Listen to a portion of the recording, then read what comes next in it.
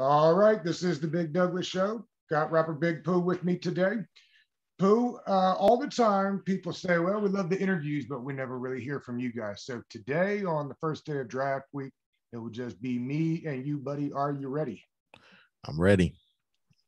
Before we get real quick though, before we get into the draft, uh, this morning, I don't know if you heard it or not, Stephen A. Smith was on First Take talking about how him calling out Russell Westbrook has led to the 8-game winning streak, and that they should be thanking him for motivating them in such a way that they've been able to make this run. Not at Thoughts all. on Stephen A. Smith? Stephen A. Smith is off his rocker with that one. Like the thing about it is, obviously we watched extensively this whole season. It happened. I saw the change in Russell Westbrook. Obviously, it had a lot to do with his health once he took that time off, and then the COVID hit, so he had extra time off. So once his quad looked like it healed, that's when he really started playing like Russell Westbrook that we all know. But it also feels like it coincided with that first battle with Houston, and him and John Wall got into it. He's been playing like a monster ever since. Michael Jordan, you have to go back to Michael Jordan. I heard this today. Yep. Last time Wizards were on an 8-game win streak. Yep. Jordan's. Michael Jordan. And, I tell everybody, obviously, Russ still, turning the ball over crazy from game, time to time. Bradley Bill is turning the ball over crazy as well this season. But when I watch them play, he makes some boneheaded plays during the game, but Russell Westbrook, if they lose, it's not Russell Westbrook's fault. Imagine like not getting excited to see triple doubles anymore, right? Like if you root for another team and one of your players hits a triple double, you're like, oh man, that's dope. They see, so and so got a triple double. When man is averaging a triple double on a season, it's incredible. He normalized it. It's normalized. It's normalized. I've been thinking about when people say his triple doubles don't lead to winning, right? But then I look at the makeup of the roster of the Wizards, and you have a team that doesn't shoot well outside of a couple of players. You have a team that just solidified its, if you want to call it that, its center rotation, where Scott Brooks is like the only coach in the league trotting out 3 centers a game. And then you're down for periods of time. You're starting power forward. You're beginning of the season starting small forward. You're beginning of the season starting center. You were missing the best shooter on your team for long gaps of time. So you have like, I don't know the stats. I'm not a stat junkie, but you probably have one of the worst shooting teams in the league. So it's like, if I'm passing you the ball and you're missing wide open jump shots, how else can I help you? Other than turn down my turnovers, how else can I help you? My head coach doesn't have a great substitution pattern. He doesn't have a great feel for the game in game. He makes plenty boneheaded decisions where everybody's like, huh? So how, like, I can't make up for them shortcomings. Brooks is going to be back, isn't he? I have. Don't answer that. No. If this was Ernie Grunfeld, he would already have an extension. That's right.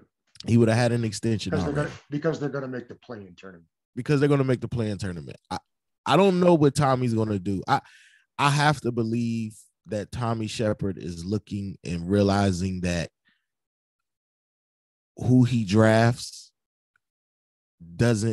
Scott Brooks doesn't put them in the best position to succeed. And even the trade for Gafford, Scott Brooks still refuses to play him. What is it? Not this game. The game prior, Scott Brooks in that first half gave Robin Lopez 11, 12 straight minutes. And he had just as many minutes as Lynn and Gafford combined. Captain Hook. And he wouldn't even having a good game. Like he was having a horrible game. And it's like you can't look at that as a front office guy and say me and Scott Brooks are on the same page. Like you can't look at it and think that, because Troy Brown, you gave him a 5th-year option, you picked it up, and he's gone because Scott Brooks wouldn't play him. You know how I feel about that. Yeah, so Scott Brooks, he chooses, he prefers his veterans over young guys, and when you have a team full of young guys, that doesn't job well. So, you know, we'll see. I hope he isn't back. I think they need the guy who I wanted. Looks like he's probably going to end up staying in Atlanta, Nate McMillan, because they've been on a tear since he took over as interim head coach. So I don't know what they're going to do, but I pray Tommy doesn't bring Scott Brooks back. I pray he doesn't. I pray. All right, Pooh, let's move on a little bit of football here. So the question from Twitter today, I saw my man at Petty Hardaway 30 says, Washington fans, would you rather trade up to 7 or 8 for Fields, draft Darisaw or Vera Tucker, the guard/tackle from USC at 19 overall, draft the kid JOK or Jamin Davis at 19, or trade back? I definitely wouldn't trade up. I think you're going to end up having to give up too much draft capital. And even though the defense is very formidable and top 10 now, you have paydays coming up for, 3 out of the 4 guys on that line. So we discussed this. You're not going to be able to keep everybody. So I would not trade up that far. I don't know.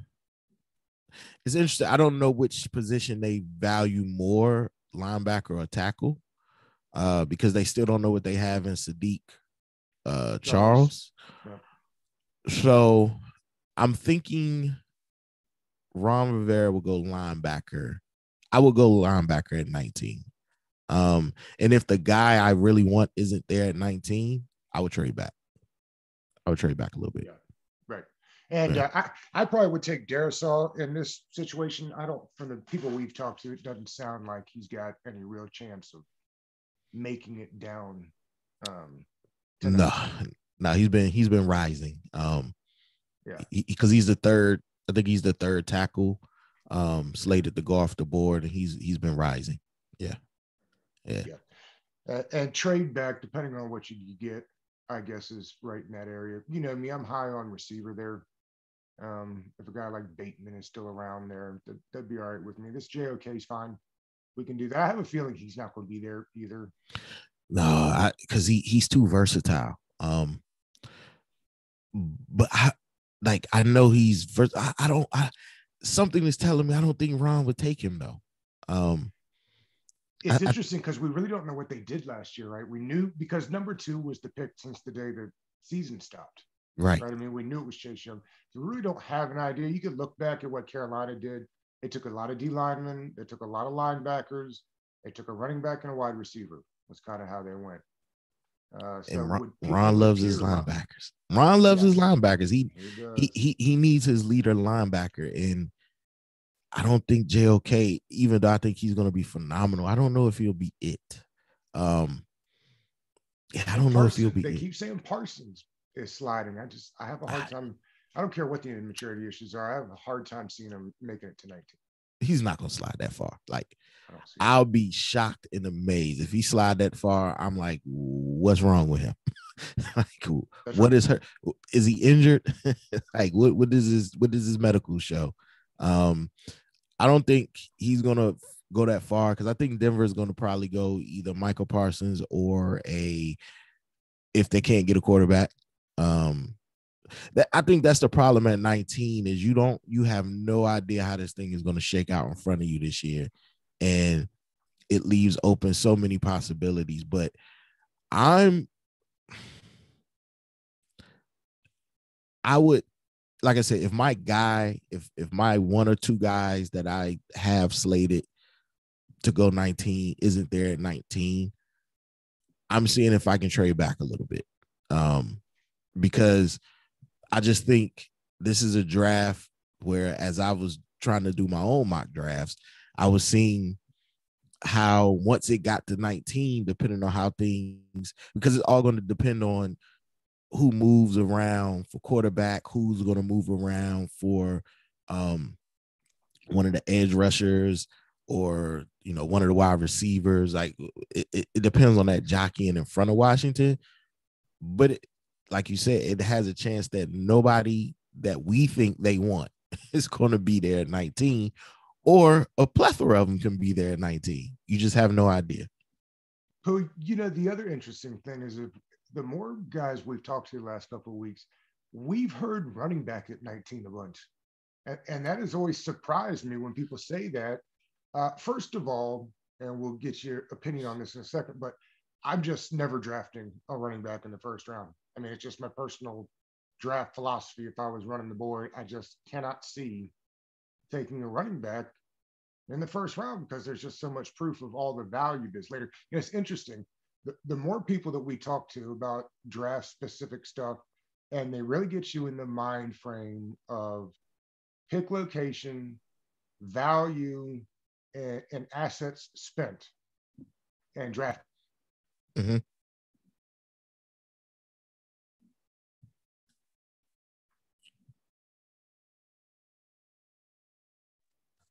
My bad. Oh, take all that out, and you're looking at like left tackle and cornerback as being the most premier positions. Yeah, running back, unless you're gonna get a Saquon or what's the kid in Dallas? Zeke. Unless one of them is sitting on the board, definitely you don't take running back in the first round.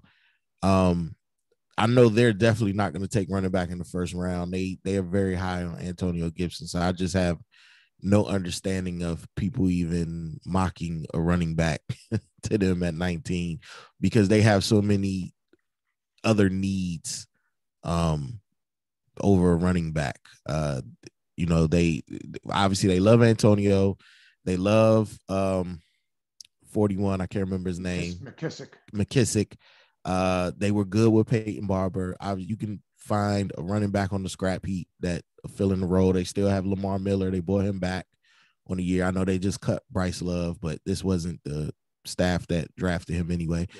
Yeah. So it's like, come on, like running back, that's not even in the equation here. I don't even know if they would draft a running back in this draft at all at this point. But yeah, it's going to be, I think for Ron, because you got to go with the coach that you have or who's running, which is Ron in this case, who's running your franchise. Linebacker, wide receiver, no, linebacker, tackle, or anywhere on the offensive line.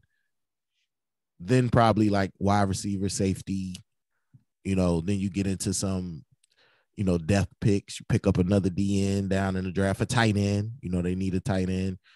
So I think you're going to get linebacker, tackle, and then you can roll the dice on the other positions it needs. But that's going to be because they constantly talk about building from the inside out. So you start on the line and you build out. Running back is down the line. Wide receiver, I think they'll, they might take a flyer on one, but I think they did enough this offseason to where now it's not as important as it would have been if they didn't land a Curtis Samuels, if they didn't land a Humphrey, because they still have Antonio Gandy Golden, who was injured most of last year that they're high on. They still have Cam Sims, who they, tendered to bring back, who started showing flashes. So they still have two relatively young guys that they're still trying to see what they have in them, plus the veterans they added. So I don't really see wide receiver being in the position unless one of their top, let's just say, which I doubt will happen. If a Devontae Smith or somebody like that happened to fall back, you grab them, right? That's right. But other than that, anything short of that, you can we can get back to that later. You know what I'm saying? We can figure out an undrafted guy, but I think they're gonna go offensive line, linebacker, then maybe tight end. Because they only have two tight ends on the roster. Safety, they need a free safety type. I know they safeties rotate. So you say.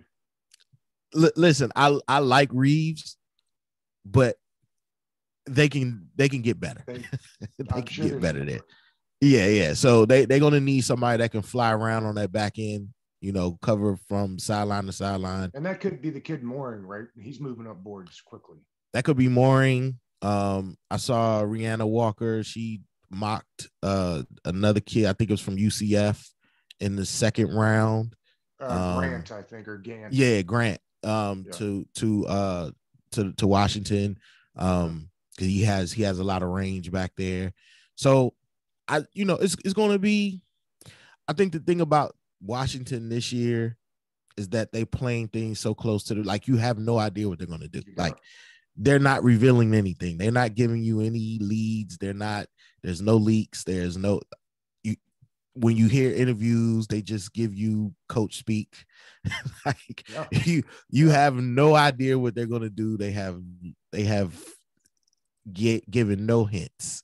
And don't be surprised if the medical checks on Caleb Farley from Tech. I think that's a real option there. It was just the beginning of last year where they had him and Surtain kind of like right there in that 1A, 1-2 range. But then he had the back thing. So they may feel that's value if he slides to 19. Yeah, I mean they said he was the number one corner in the draft until the back injury or the back surgery became a thing, and then at that point, like you said, it's a medical check thing. Like how long before he's back on the field? How long before he's back to where he was at least? So that definitely could be an option. I don't know if he'll go that far. I think it's going to be how quick Surtain and JC Horn come off the board. Because once if they, yeah, go ahead. I was saying now I've seen the kid from Northwestern, the corner, Newsome. Newsome. Newsome. He's flying up boards now. He's flying up boards as well. I still think he's going to go in the back half of the first round, though. He's by far and away the fourth corner that should be drafted, depending on how Farley's back shake out. How the surgery, how people view that. But that's going to be interesting. Because it's not the secondary. You have the corners, and then you just have the kid from TCU, Morig. Like other than that, I don't know if any other defensive backs are going to be in that first round. So it's going to be interesting, man. I just think these quarterbacks are jumbling up this first round. I just read a report today that San Francisco has decided, but Shanahan wants Mac Jones, but Trey Lance is an option. I'm like, Trey Lance is not an option. Like, supposedly he is. He's not going to be the guy. Like, I just don't see Shanahan taking a kid that raw. Right now, like they're ready to win now. Like that kid's going to need at least 2 years. They're 2 years removed from the Super Bowl. I mean, it's right. insane that they, to be really, they've got an all-star offensive line, one of the best tight ends in the game, receivers and running backs that are more than adequate. And to your point, we've kind of heard this a bunch, right, recently, is that's the reason it's Mac Jones, because he's so above the shoulders. He's the most ready to go right now. And that team is ready to win now. So spending 3 firsts for a guy you can't play for 2 years. Yeah. I'm not buying. We haven't bought it for a while, and I'm not buying it right now. No, I'm not buying it at all. Because the thing about who was it? Man, it was somebody we had. I can't remember. Everything's jumbled right now. But they were just talking about the kind of quarterback that Shanahan prefers.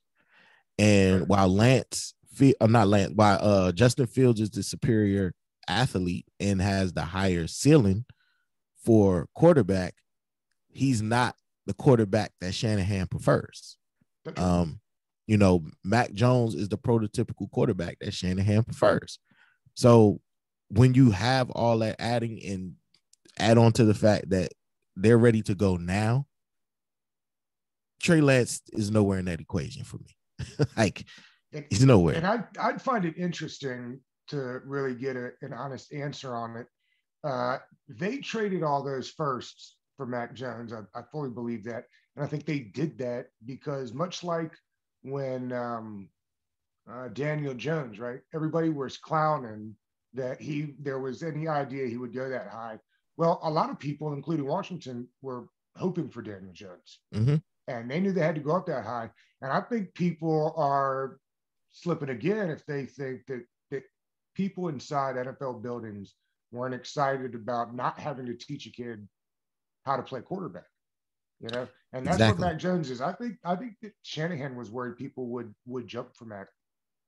Exactly. I just when you have to be absolutely positive. Obviously, we knew they jumped up because they were getting a quarterback. Like that was without a doubt. And they knew they was going to have their choice from the three quarterbacks in Fields, Lance, and Jones. But I think as they got more into it, I think they felt that Mac Jones was the guy. Well, Shanahan preferred him all along, just as you said, from the head, from the neck up, from the shoulders up. He's exactly what he wants. But just like I said, just looking at their window, looking at the type of quarterback that Shanahan prefers in that offense, Mac Jones, like it's Mac Jones. And like you said, I think they were probably afraid that I don't know where they originally was, but they were at 12 originally. I don't even, because that sounds about right. Wherever Philly is now. Yeah, right. Because it was Miami, but then they swapped. So yeah, so I think it was like 12. So you're back that far. Might not be any quarterbacks by the time you get to 12. You know, might not be any quarterbacks available. So, and then I think for Atlanta, like that's another wild card. I think they're probably going to go get Kyle Pitts, but that's another wild card. Like if they trade back or if they decide to say, you know what, we can afford to take our quarterback of the future. We have, you know, our quarterback here for another 2 years, you know, contractually. So we can afford to take a quarterback to sit, which could be a Trey Lance, but I doubt they go that way. So it's one of them things where San Francisco felt they had to move because all them quarterbacks are going to be out of here by the time they would originally pick that 12.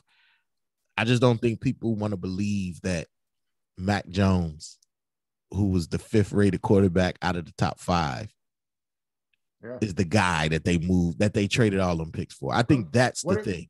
What did Pelissero say that execs found him to be what's his name from LSU? Burrow Light, I think is how he referred to Burrow Light. Yep, Burrow Light. So guys get enamored with not having to teach people just as much as some of the guys get enamored wanting to groom and teach them, I guess. Yeah, I think the draft really starts at 4. That's where the action starts. And I don't think they're going to find anybody to swap with them, because I think most people know that you can get quarterback at 7 or 8. That's where I think the run goes. Like if you want to get into the quarterback market, I think it's back at 7. I think Atlanta's going to get stuck with that pick, and I wouldn't find it being stuck. I'd take Justin Fields there and feel good about it, because to your point, they're hoping to never be drafting at 4 for a very long time. I can tell you, if they're trying to trade out that pick, if they're trying to move that pick, then everybody knows they're not going quarterback. So right. So you can wait. I don't think there were anyway, and I think that's the game that gets played that doesn't get played in their favor. Peter King said in his column this morning, he thinks there's a real chance Julio Jones gets designated a June 1 sign or cut and trade, whatever the package is, that he thinks it'll take a second rounder to get Julio Jones in June. I don't see that happening. I don't see Arthur Blank letting Julio go. The problem is, and I saw this, the quarterback, the left tackle, and maybe it's Julio. Whatever the three of them paired together is like 85% of their cap right now Okay, so Julio might for can't go. those three guys, and it's If just trying to figure out the money. if they let Julio go, I mean, he has been injured a lot these This past last couple season, in seasons. particular, yeah. Yeah. So if that is their thinking, Kyle Pitts is definitely the guy. like, Right. Yes. like he's No doubt. definitely the guy. If that's their thinking, because they have a lot of nice young receivers. In Atlanta. Yeah. Because we got to see them all when Julio was out injured last year. But if that's their line of thinking, I definitely know they're taking Pitts because he's Julio light, at the tight end spot. Yeah. That's what he is. So, they have their Julio of the future on the way. You did a couple mock drafts. It's interesting. People either love or hate these mock drafts. I like them just because it gets you familiar with player names and the places that they might slot into. And we'll get in that to a second, but I'm curious. I was looking at this today, about 30 episodes together now. I'm curious which ones, if any, stick out in your mind that we've done that you really liked. I mean, I know you like all of them, so you know what I mean. I'm not trying to like put one guest down above another, but no, I got a couple on there that you remember. The Joe Theismann episode was memorable because it was Joe freaking Theismann. Ken Harvey Jr. That was the first one we did together. A big man that writes children's books, right? The Van Lathan one, because that was everything but sports. Yeah. It's one more in there. Van's a wild turkey too. Oh yeah, he's so wild. He's so all over the place. I love it. And then it was another one that we just recently did where we ended up going for like an hour and didn't even realize we were on for that long. Jesus, who was it? Yeah, you're right. And I forget now who it was too. My brain is oatmeal. I think Robert Mays maybe. It may have been Robert Mays. That had stopped by. I'm always surprised the guys that need explanation on what the birthday game is. I've had, there's a couple guys that did not catch that right away. But it's always fun to see the guys that do get into it too. Yeah, I mean it's fun, man. And I enjoyed the Chris Mills one as well because we, that was the guy. Yeah, that was the first one. Well, not the first one, but we got more into his background. Then we did. He was going to get into business first, right? Business, sports. Yeah, and he actually played. Like that was the thing. He played. So, I mean those are the ones off the top of my head that definitely stick out. The interesting thing for me is this is like doing concerts where you have moments start meshing together. You'll have every now and again you'll have that moment that sticks out for whatever reason. It could be something small, it could be something big, but they start meshing together. And like I can't differentiate city from city. And this is one of them things for me where it's like the interviews start meshing together and I can't differentiate interview from interview. But we've been blessed to have a bunch of good ones. Definitely been a lot of good ones. For the most part, they've all been good. In my opinion, just appreciate people giving us the time, the opportunity, and for a little podcast out of nowhere, been able to wrangle some guys. Face. I'll never forget Ava's face when you told her that she's not big on chocolate ice cream. She just about quit the interview like that. Yeah, she definitely was like, what? The disrespect. All right, let's see that mock draft you came up with there. What does it look like? Okay, which one you want? I have one that I let the computer pick. up until Washington, and then I picked, and then I have one where I did all the picking. Let's start with the one where the computer does all, and you pick the ones for Washington. Did you do all 7 rounds for Washington or the first round? No, I just did the first round for. I didn't get into. Okay. Where did it look like? One Trevor, and this one, number 2 was Justin Fields. Number 3 was Zach Wilson. Number 4, Kyle Pitts. I think Kyle Pitts landed at number 4 in every draft I did. Yeah. They had the Bengals taking Jalen Waddle at 5. The Dolphins taking Chase at 6. Penny Sewell going to the Lions at 7. Caleb Farley, the first corner off the board at 8 to the Panthers. Because I couldn't do any trades because I wasn't paying to do no trades. It's not that it was a good, but there's only a week left. So yeah, I was like, I'm not doing that at this point. Micah Parsons to the Broncos. I've been hearing a lot of him going there. Rashawn Slater, the offensive tackle to Dallas. Kwity Paye to the Giants. They actually need an edge, which is very, very. I see him. I think I had him going there as well. Patrick Surtain 2 to the Eagles, Darisaw to the Chargers, Vera Tucker to the Vikings, Devontae Smith to the Patriots, JOK to the Cardinals, Baron Browning to the Raiders, Jalen Phillips to the Dolphins, and Trey Lance to Washington. I did that pick. I did too. I saw 2 of those today when I was running through these just to see how they fit. That had Lance available.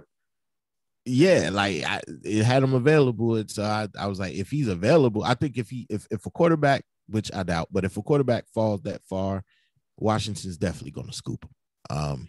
If they like that quarterback. Yeah, and I would think even at 14 or 15, 13, 14, 15 in that range, if quarterback, like if a guy drops that they like, then moving up 3 or 4 spots, not a big deal, right? If you feel like you're going to jump somebody that might make that move. Yeah, that's 7 or 4 is like, yeah, going from 19 inside the top 10, you're giving up a king's ransom. Going from 19 to 13, 12, something like that. I think they probably can get away with a first round pick next year and maybe a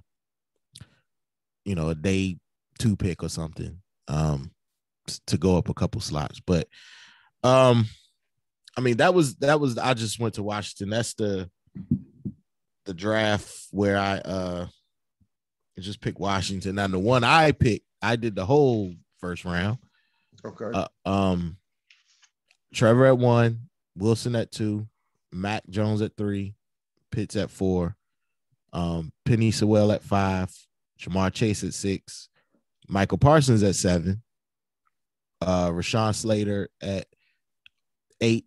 And of course, I read a report today that the Panthers supposedly aren't high on him. Which probably means they are. Right. Justin Fields at 9 to Denver. Patrick Surtain 2 to Dallas. I'm in almost every mock draft, I'm seeing him go to Dallas, unless he goes earlier. Yeah. Jalen Waddle. Yeah, Jalen Waddle to the Giants. Devontae Smith to the Eagles, Darisaw to the Chargers, Vera Tucker to the Vikings, Trey Lance to New England, J.C. Horn to Arizona to replace the departed Patrick Peters, Jalen Phillips to Oakland to Las Vegas because they've been searching for an edge rusher ever since they traded away one of the best. That worked out real well for him, didn't it? Right. Kwity Paye to the Dolphins, JOK to Washington. Then Tevin Jenkins to Chicago, Caleb Farley to Indy, Bateman to Tennessee, so forth and so on. I don't think it really matters here once we get past Washington, but yeah. So I mean, I was just going by, which I know they do this more in the NFL than the NBA, like looking at the team needs, their top 3 needs, and then seeing who's available. In some cases, I went outside of that just based on all of the mock drafts, all of the information coming out, and then the type of player that was available when that team came into play. But the thing that's going to, as we keep saying, the thing that's going to shake this draft up is trade. Like, because we have no idea. That's the one thing we really can't predict is the trades. And I think that's the smartest thing San Francisco probably did was making that trade up when they did. Yeah. Because they paid less than what they would have to too. pay if they did it this week. So I think that was the smartest thing. I did one of these little ones too. And it's interesting. We both went with JOK. And I think if he makes it, that's the best value they get. And I did this one with the next pick. So I also have them taking Javonte Williams in the second round, the running back from North Carolina. See, in that second round is not a bad gig. See, what Greeny was saying this morning, and it makes a lot of sense. I'll jump off target here for a second, is running backs are good for 5 years. So draft one in the first round, playing for 5 years. A running back should never get a second contract and keep it moving. That was the argument. My argument is at 19, you can do the same thing with a tackle that'll last you 10 or a cornerback that'll last you 10. So, but in the second round, running back is not bad for me. Then the first pick in the third round, I went Chaz Surratt, who is the linebacker from North Carolina. UNC. Double dipped, UNC, yep. And then Jackson Carman is the tackle from Clemson. And then I went Tevin Jenkins, which is interior D-line. Because I'm telling you, I think that's another thing. You watch, they'll draft an interior D-line at least once every year. Yeah, I think they're going to draft somebody on the defensive line. I think they're going to go edge before they go interior because they have 4 interior linemen that they really love right now, and obviously Payne, Allen, Ioannidis, and then Settle. Yep. They need help on the edge because Kerrigan isn't back yet. Ryan Anderson isn't coming back. No. And so all they have is from the kid from NC State. Smith Williams on the edge now. So I think they're gonna go in them later rounds. They're definitely gonna get a DN. Well, you know who it was Emory Monday who had suggested edge round 1 if that's the best on the board is not horrible. Like stacking up on premier positions is never a bad thing. Again, I don't think that's what they'll do in 19. But if, say, Azeez Ojulari from Georgia is the highest player ranked on their board, I think they'll move. We'll see. I think they'll move back. I think if the guys that they really want isn't there at 19, I think they'll move back. I don't see them taking another DN in the first round. They have too many other positions where are more important at this point. In the offseason, linebacker, safety, they need another corner. And tight end. Tight end, need another tight end, I think. Desperately. Maybe they love the tight ends, and that's why they have not been very active at all. I mean, it wouldn't seem like that would be their right thinking. Obviously, I know they love Logan Thomas. I think they really like the Bauer kid from, I think he played at Ohio State. They really love him, but I think they need another one. They need another one. The Gold Domer, right? The Golden Domer. Him or the kid from Miami. Jordan. Right? Yeah, Jordan. Yeah. So I think they're going to scoop up a tight end in the later, probably third round, because they have them 2 picks. But yeah, if one of the guys isn't there at 19, I can see them trading back if it's possible. You never know. But I find interesting is you can trade back in the first round, which I think wouldn't be a horrible idea. And then something that I've been thinking about, wondering if happens more often, is if they don't take like one of those thirds, package it with a second, and move up back up in the first round again this year. Maybe it takes another third next year. That 5th year option is really big. You know what I mean? Very So if you big. found a guy that you really thought you could build around and he was sitting there, that 5th year option is important. You know, they did that with Montez Sweat. I think we talked about Mm-hmm. that on Friday. I don't think they're complaining about giving up that second round pick right now to have been able to get back up there and get Sweat. So that's another possibility. They could move back and move up. Yeah, it's just like I said, it's just all going to depend on how things shake out in that top 10 with them quarterbacks. Um, I keep seeing people saying, "Oh, Washington is in play for quarterbacks." Listen, if a quarterback doesn't fall into the teens, Washington is not in play. I think Ron, you're right. Ron and Cole does not look like the type of organization that are going to give up too Well, many assets. Ron and Co. looks like it should be on a T-shirt. We got to get that going. There's not going to be a lot of asset giving up going on here, Yeah. because I think that the thing with Washington is they won a division last year, even though it was with a sub 500 record. They won a division, so the expectations changed for people outside of the organization. Now we have an expectation of, oh, we should definitely be competing or winning the division or going back to the playoffs. That's not where they are in the rebuild. Yeah. This is supposed to be the 500 season in the rebuild.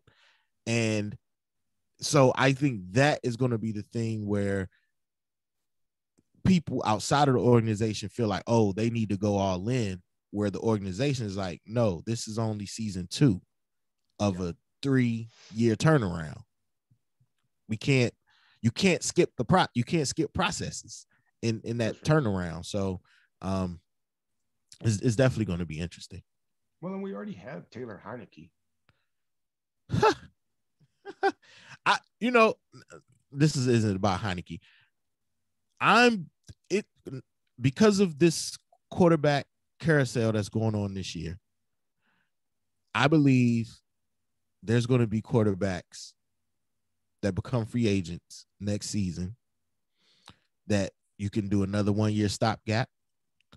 You can possibly, I know people aren't high on him because of his time in Tampa Bay, but Jameis Winston only did a 1-year deal. He's still young. He's still under 30. It can make all the throws. It's a question of his maturity and did LASIK work, because his depth of vision was off. Well, he made a 3-pointer with his eyes closed with the football the other day. So, I mean, he's got that going for him. But I forgot who it was once again, but somebody we had also talked about how that year where he threw all them interceptions, he threw all them touchdowns, but threw all them interceptions is last year in Tampa Bay with Bruce Arians, how Bruce Arians has one of the most difficult playbooks in the NFL, and how that's why Tom Brady looked like he looked for the first half of the season. Right. So it's one of them things where you have a Jameis Winston, you're going to have, a Teddy Bridgewater, you're going to have possibly, what's his name? Matt Ryan. You're going to have, shit. My mind is mush right now. The kid that just got traded from the Jets to Carolina. Darnold. Yeah. Darnold. Like you're going to have options next year, whether it's a stopgap or seeing if you can scoop one of these younger guys, younger veterans off the heap, if you don't have a premier pick. So I don't think the urgency is there at 19 to give up a handful of future assets for somebody you're rolling the dice on. Like if you were giving them up for Trevor Lawrence, run them. Like give them up. But everybody else, even though I love Justin Fields, he's my number 2 quarterback. But Wilson, Mac Jones, Trey Lance, I'm not giving up the farm for these guys. Like, I'm not doing it. So I think if Justin Fields slips, get towards that 10 range near the teens, they're going to have to compete with a New England and something like that. But anything short of that, I think Trey Lance is too far away, personally, and for in his development for what they need. I don't think they want another. I'm not gonna compare him to Haskins. I don't know what his work ethic's like. That. But Pellissier is saying that teams were knocking Fields for transferring in an age of transferring. I was really surprised by it. I had not heard that before, and I followed the program closely. I was surprised by that. Man, listen. The thing with Fields is multi-fold for me. It's one, it's either A, somebody really loves him and is putting out all this bad info, or B, it's the curse of the black quarterback, the black mobile quarterback. His tape, his record, everything about him says he should be the number 2, quarterback off the board. And I believe that teams that pass on him are going to rue the day outside of Jacksonville, that they passed on him. Yeah. Because there's nothing that says anything short of he should be the number 2 quarterback. Who cares about that he transferred? You know what I'm saying? Like, he was a 18-year-old kid, 18 or 19-year-old kid. Like, who cares? He probably shouldn't have been at Georgia in the first place. So I'm just like, hey, listen, Fields, you're going to probably end up on a better team the further you go back anyway. But I think teams are going to regret passing up on him. I think it's going to be the Lamar Jackson, the Aaron Rodgers, the, name a quarterback, the Patrick Mahomes, the Deshaun Watson. It's going to be that situation all over again with Justin Fields, how teams fell in love with these other quarterbacks for things that had nothing to do with what they did on the field. Well, at least they're not asking him to play wide receiver. Yeah. One of the most shameful things I've ever seen when they suggested that Lamar should just pack it up and play receiver. Yeah. How's that working out?